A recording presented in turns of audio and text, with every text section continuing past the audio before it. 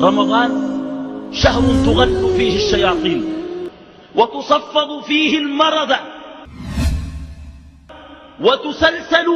ويسلسل فيه الجن، أي يوضع الجن في سلاسل، غير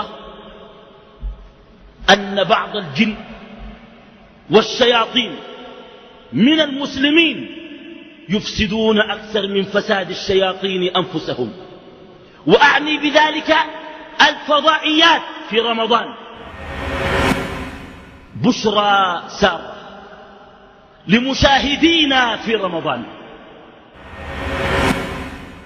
الفترة المسائية، السهرة الرمضانية، الخيمة الرمضانية،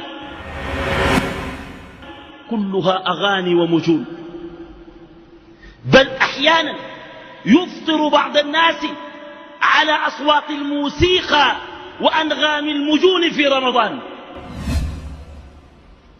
وهؤلاء رمضانهم عبث ولهو ولغو ومجون وضياع وفساد.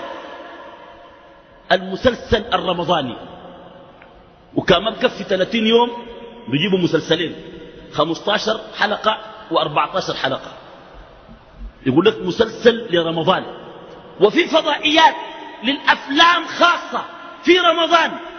أيعقل أن يكون الشهر الطاهر، الشهر المبارك الذي نزلت فيه أجل الكتب الأربعة على الناس وعلى البشرية هداية ومنارة، أن يكون بهذا الضياع. إذا كنت من المتابعين الجدد اشترك الآن في القناة ليصلك الجديد بالضغط على الزر الأحمر أسفل القناة مع تفعيل الجرس.